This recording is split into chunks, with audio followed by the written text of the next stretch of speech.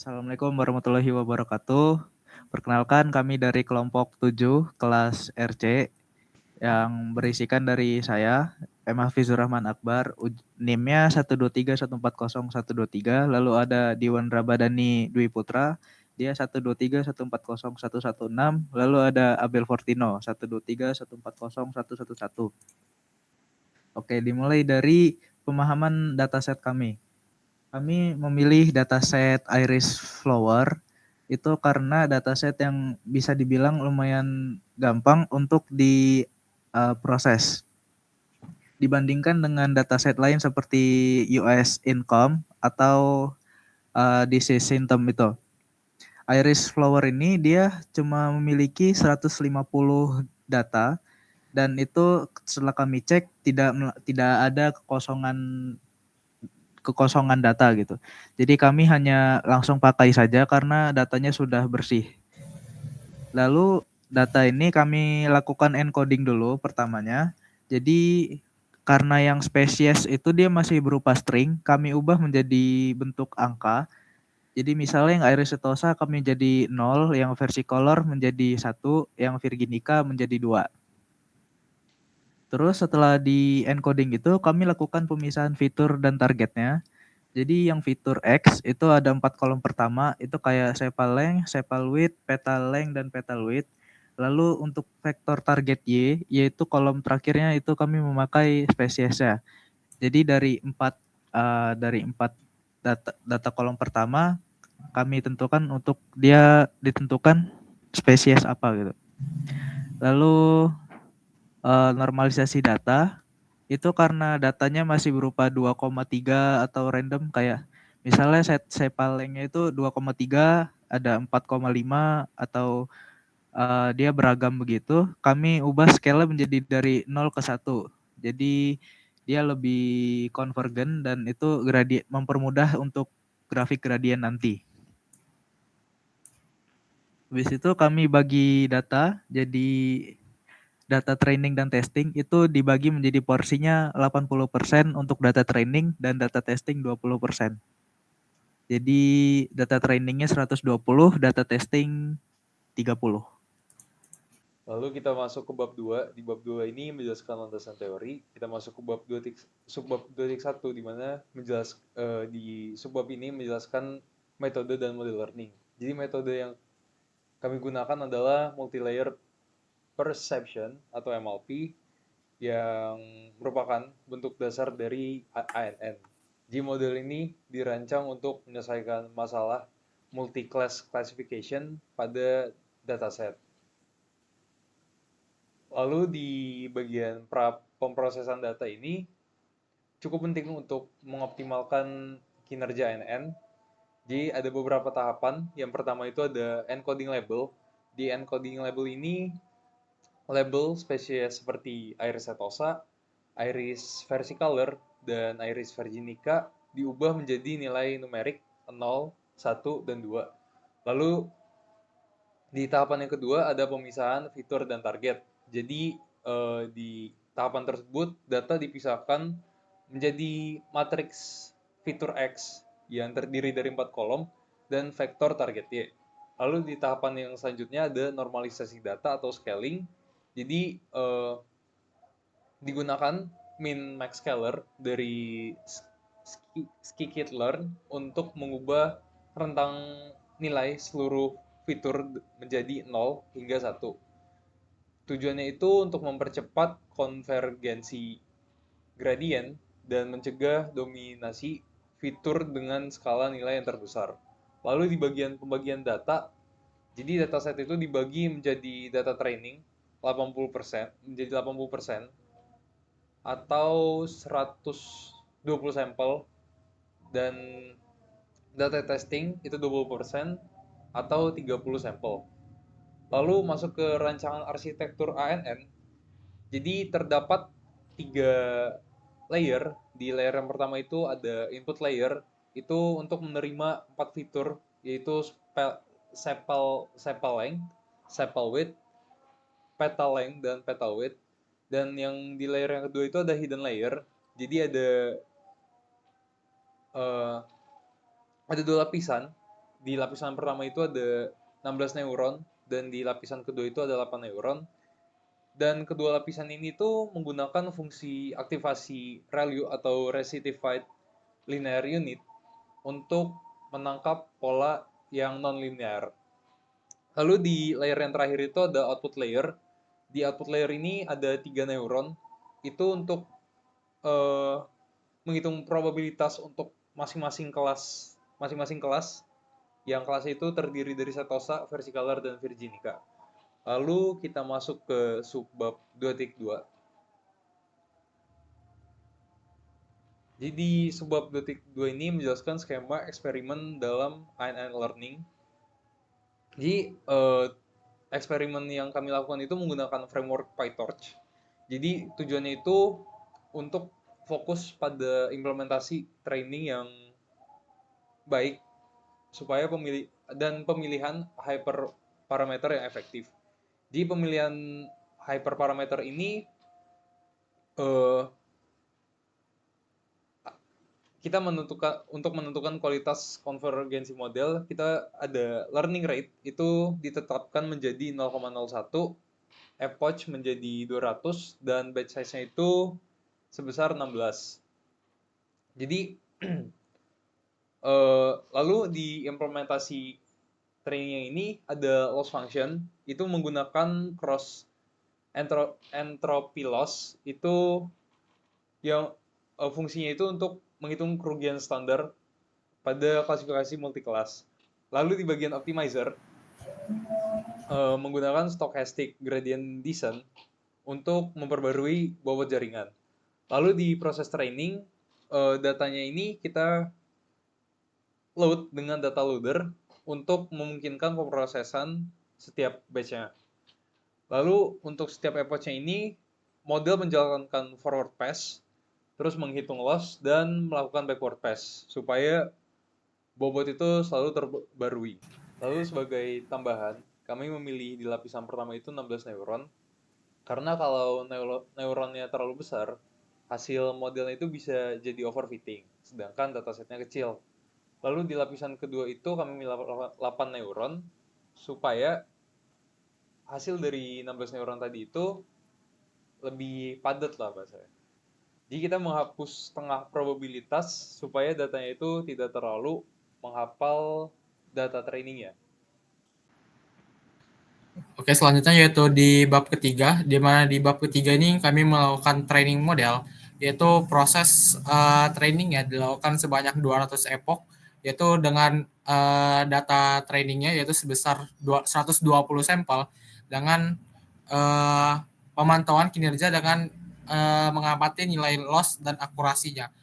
Di mana dari hasil kami yang tertera di sini yaitu nilai trainingnya, yaitu ada di training pertama yaitu di epoch ke-20 nilainya adalah lossnya adalah di atas 1 atau di atas 100% dengan akurasi hanya 0,325. Di mana di sini kalau misalkan dapat dilihat di sini terlihat waktu pas saat memulai proses trainingnya. Kemudian di sini sebelum melakukan training kami melakukan hyperparameter yaitu dari training itu menggunakan learning rate 0,01, di mana kenapa kami milih 0,01 karena kami memperkecil dari pembelajarannya, kecepatan dia mempelajarinya, karena kalau misalkan terlalu cepat dia bakal membuat datanya tidak bagus. Nanti datanya tidak bagus. Kemudian ini juga ada datasetnya itu kecil, jadi kami menggunakan learning rate-nya cukup kecil. Jadi karena learning rate-nya kecil, jadi trainingnya lebih stabil gitu. Tapi karena learning rate-nya kecil, kami menggunakan epoch-nya lebih tinggi, yaitu sebesar 200. Kemudian dapat dilihat di sini juga kami melakukan NumPy array, di mana ini nilai pembobotannya untuk melakukan penilaian pembobotan. Kemudian selanjutnya yaitu melakukan looping looping training, di mana di sini kami melakukan nilai loss atau nilai kehilangan data dengan training dengan akurasinya. Kemudian dilakukan looping atau looping epoch-nya, di mana kami di sini melakukan set mode ke training, di mana di sini kami melakukan dimulai dari 0 yang benar 0, batch loss-nya 0 dengan totalnya 0. Kemudian kami di sini melakukan training dengan inputan X dan Y di train loader.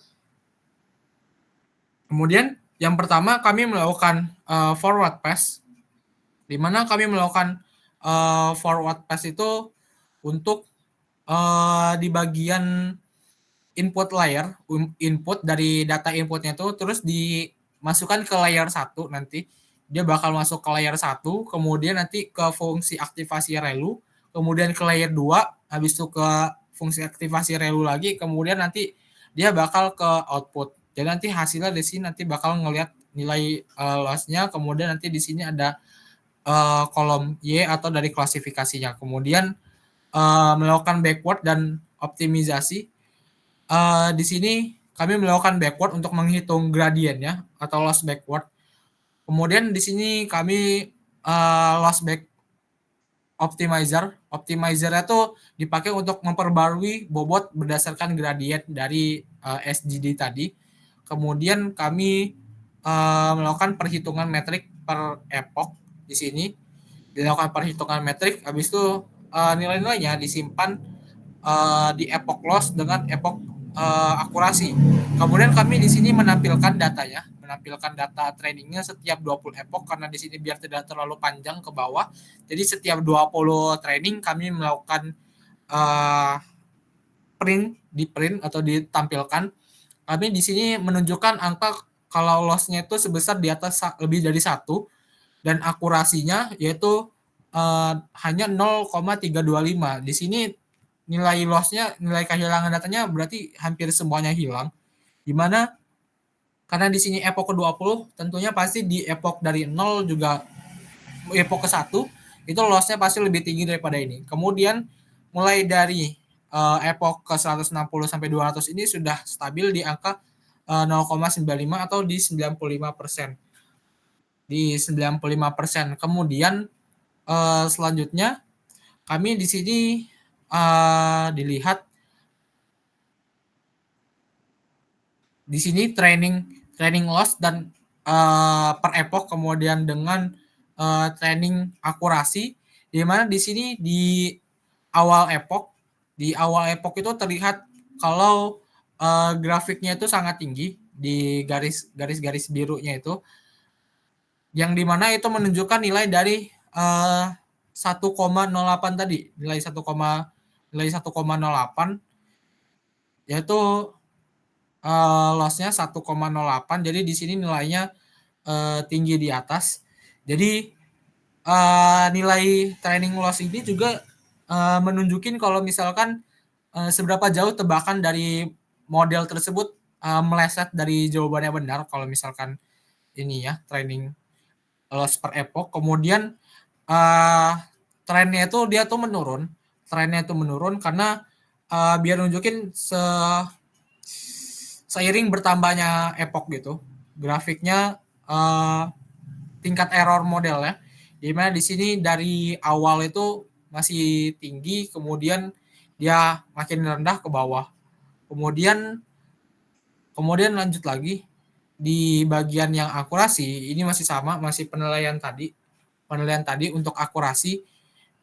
Kemudian penilaiannya sama juga tadi dari 0,325 dengan sampai ke 0,9583 itu sudah mulai stabil di sini.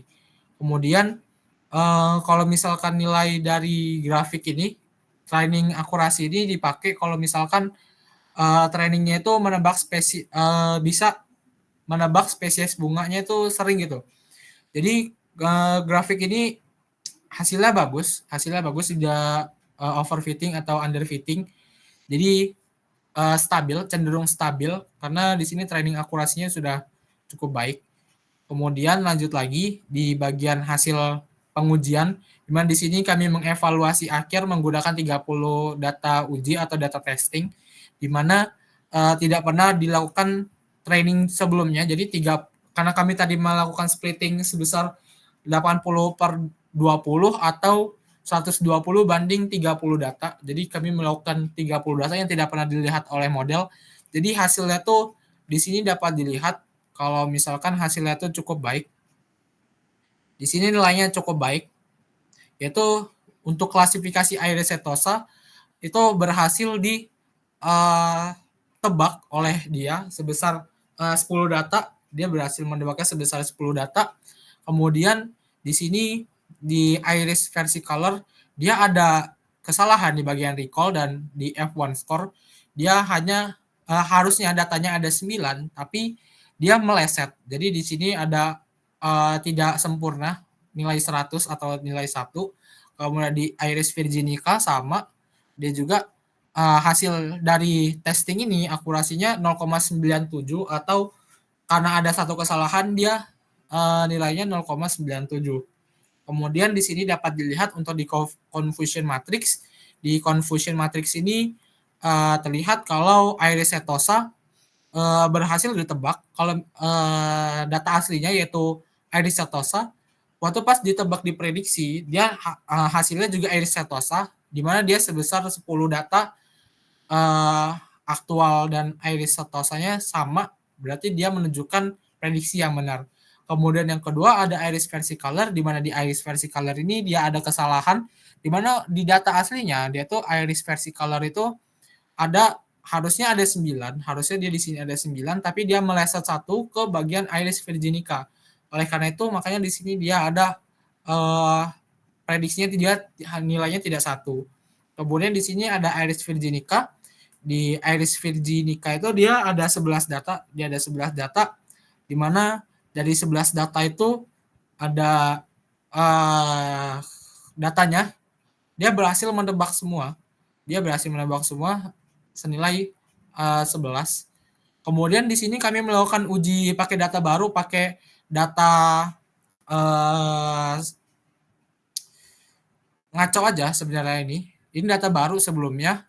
Namun sesudah kami melakukan data asal aja pakai nilai 2222, dia melakukan hasilnya di sini dia melakukan scaling, dia di sini dilakukan scaling probabilitas kelas. Jadi karena dia di sini memilih nilai tertingginya Aedes versicolor, dia di sini memilih Aedes versicolor, jadinya dia sebesar 60,12%, atau di sini probabilitasnya dia ada 0,2 hasil dari inputan scaling dari inputan neuron dan lain-lain tadi. Kemudian kami di sini sudah melakukan pengujian tadi itu juga. Kalau misalkan precision itu digunakan,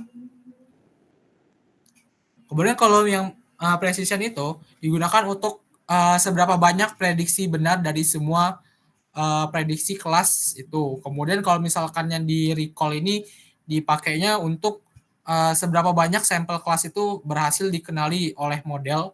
Kalau misalkan yang F1 score itu nilai dari precision dan recall. Kemudian selanjutnya tadi juga ada bagian yang hasil analisis akhirnya juga. Sebenarnya kami tuh melakukan pembuatan modelnya dengan cukup baik. Modelnya belajar dengan cukup baik atau loss-nya turun dengan baik, kemudian akurasinya juga baik.